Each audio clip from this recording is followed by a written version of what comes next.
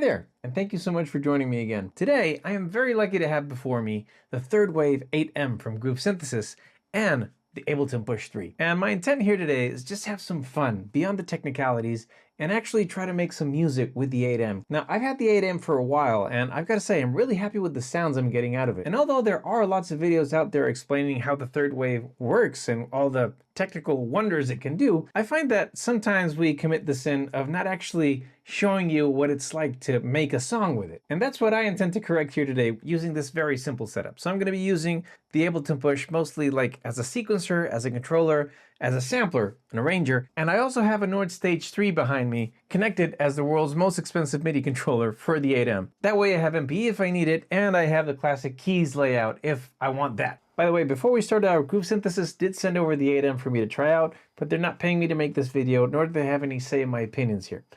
That being said, let's get started. Now, I already have what you might call a starter idea with this patch over here called PPG Group A+B Wave 20. And it goes something like this.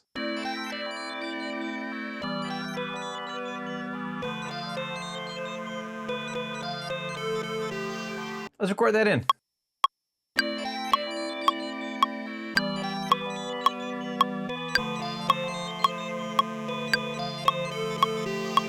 Now to get rid of the metronome, let's add a little drum beat to this.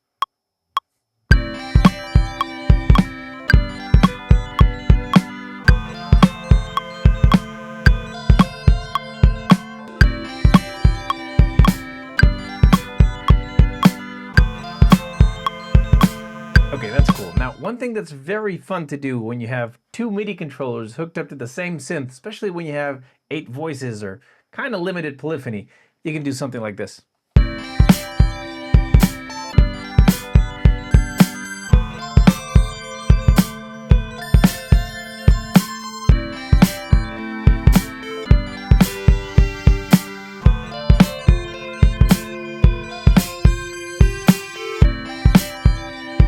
See, what you're hearing is the voices cutting themselves off. The voice stealing becomes an effect. That's really, really cool. Now, this patch all by its own is lots of fun, especially because you start messing around with a filter.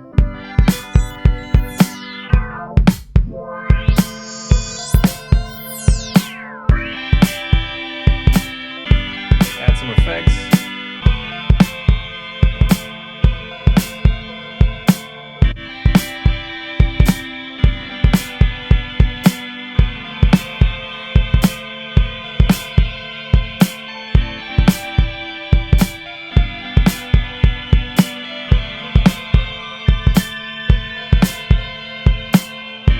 I'm using track 2 as an external instrument. That means I'm not recording anything but MIDI. So I'm going to record the audio from this while I play around with the Nord. So we have kind of like a long sample that we can use whenever. And that way I can change the patch here. We can keep going.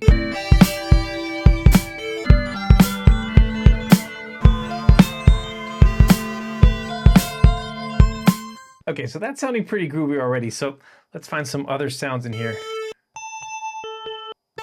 I'm looking for something more of a bassy, maybe texture kind of sound here. Ooh. That sounds nice, but occupies too much of the frequencies. Not really what I'm looking for here. Ooh.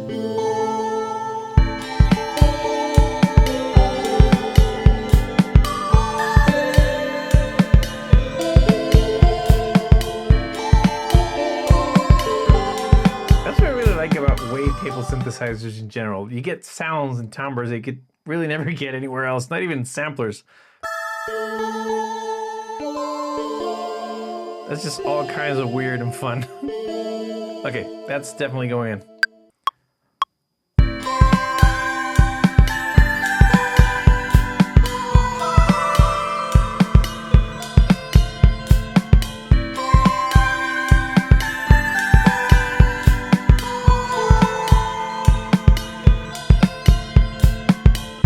Keep on going. Ooh,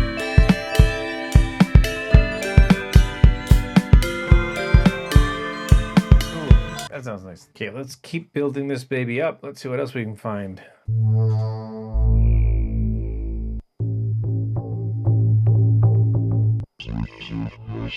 Whoa. Yeah, not a lot of synths can do that. Let's see.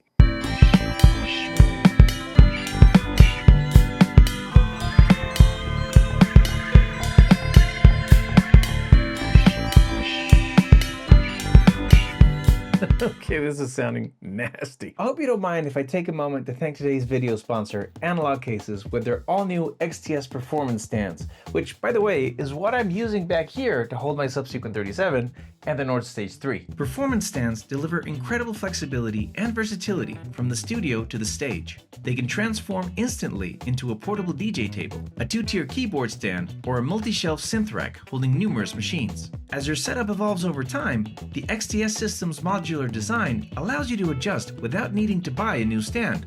The base stand has an ultra-stable 37-inch wide frame that stays at a fixed width for maximum support up to a height of 35 inches. Once you've experienced this stand's stability, you'll never go back to the old-school X stand. Thank you, Analog Cases, for supporting my channel. Now, back to the video. Okay, let's just dial it in. Okay, we seem to be like in 8-bit territory or Super Nintendo. Okay, it's a bit too busy for what I'm trying to do here, but it sounds great. Let's keep going. Ooh. Ooh, nice. Let's see. What do I want to do here?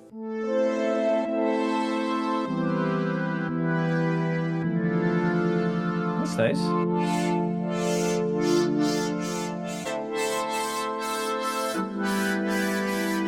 Okay, that sounds really good, but I need that modulated. So the source is going to be, how about the LFO into cutoff.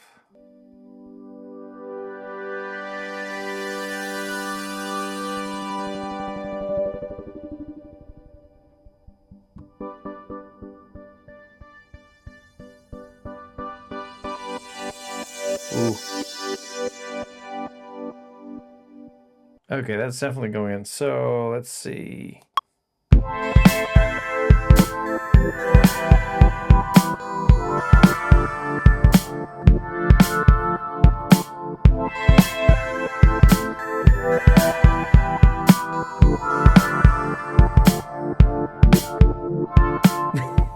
Man, I absolutely love doing this.